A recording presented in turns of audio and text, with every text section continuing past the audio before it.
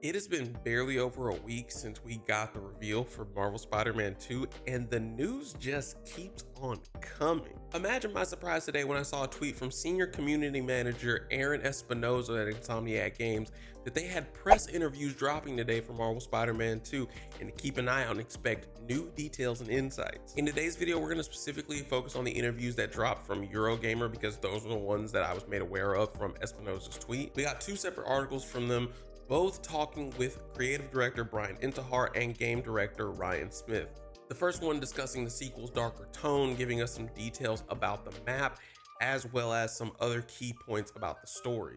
And the other one specifically giving us some insights on how character switching is going to work in Spider-Man 2. I know that there were a lot of questions previously on if we were going to be able to switch characters at will, or if it was only for main story points that would be a feature. We also get some confirmations about the size of the open world straight from the horse's mouth.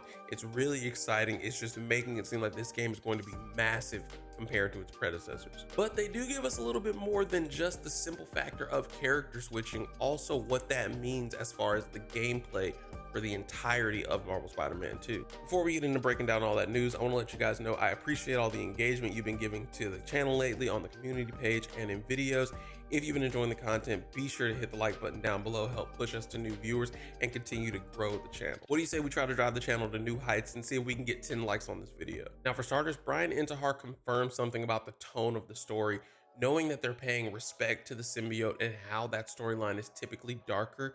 He says that there's naturally going to be some darker elements, and that's just being respectful to the characters and what they bring to the overall experience. He does go on to clarify, though, that we're not going to get a moody and bristling Peter for the entire time.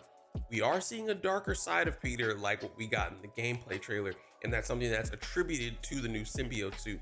But Insomniac says we should still expect to see plenty of charm its studio is known for, as well as the human stories of the people behind their superhero masks. The direct quote from him says, "What we've talked about is, whether it was Marvel Spider-Man or Miles Morales, our games are all about still having heart and humor. It's really finding that balance between those darker themes and characters while also delivering that very human story where there's a lot of heart and humor. I think that's what was tricky, but I do think we found a nice balance at the end of the day."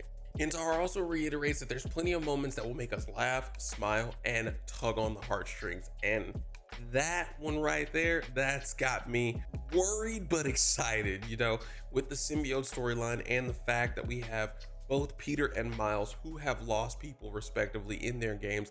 It really makes you wonder what Insomniac's got waiting for us, because they've already said with this gameplay trailer that we have barely scratched the surface of what's in store. Now, the next subject brought up that piqued my interest the most was when asked for their reasoning of showing this part of the section. Was that to showcase a darker point of the game? And Intihar and Smith tell them it was partly the case, but they really wanted to showcase the two Spider-Men working together. And this is a really cool detail because I think most of us have been of the impression that Spider-Man 2 is going to be Peter's story.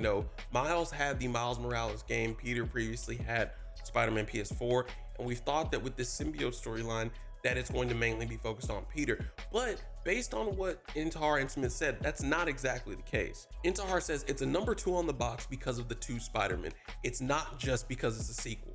We wanted to make sure we showed off that this game does feature two Spider-Men, each with their own story, but with a bigger story as well. Ultimately, the game's River Chase checked all the boxes, but there's obviously more to show before we ship. That's got me incredibly excited because this means that the game is not really a Peter-centric game. It's really a team-up of Spider-Man-centric game. It's going to have stories for both of them within it, and then an overarching story that encompasses the two. That's incredible because that means that not only is this game grander in size as far as the map and the abilities, but also having a higher level of depth for our heroes and the stories that there are to tell for them. Now, in the final parts of this interview, Insomniac discusses what it was like to develop this game for the PS5 and what they were looking to accomplish with the current hardware. Ryan Smith basically says they're looking to crank up the simple matter of speed altogether. The speed through swinging, it being the core of the traversal experience, but then also adding on the web wings, traversing the open world in new burrows, and they wanted to be able to bring a new traversal experience and one that just made you feel like you were moving faster than in the previous games. And it's really exciting to talk about speed because it sounds like we're gonna need that when it comes to the sheer size of the open world in this go round of Marvel Spider-Man 2. Now, when it comes to the size of the open world, we're hearing that it's about twice the size of what we've had in the original games, because we've got confirmation not only of Queens being an additional borough this go round, which we saw in the gameplay reveal, but also confirmed that Brooklyn will be entirely explorable as well. That's coming straight from Brian Intihar in a separate interview that he did. It was actually not a part of the Eurogame articles, this quote that he had with Famitsu. We've added Queens and Brooklyn this time, so roughly speaking, the map size is about 2 times larger than the previous titles. Since these two areas are somewhat smaller and residential, I think you'll find them different from Manhattan. We prepared some unexpected situations we haven't done before, like a battle on the river between 2 of the cities. So I hope you'll look forward to it. Whoa, Brian Intihar confirming mission details. I'm shocked, but it's got me hopeful for what's in store when it comes to that.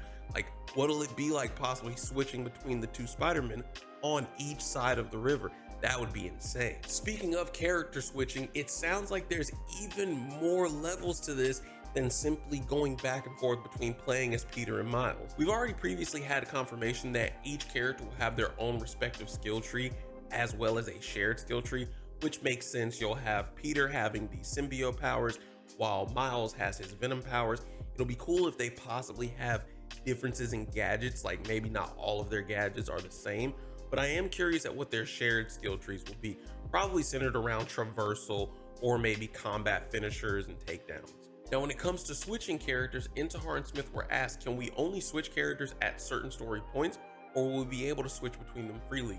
And it turns out the answer is a little bit of both. Intihar stated, when you're playing the main story, we control when you switch between Pete and Miles. It's done in service to the story when we're making those switches for sure. So as you saw in that gameplay reveal, which is a segment of the main story, we are predetermining those based on what we want to do for how the story plays out. But when you're in the open world, it's going to be different. He said, we have content designed around Peter, content designed around Miles, and content where you can play either. You'll be able to, in the open world, freely switch between them with a simple button press.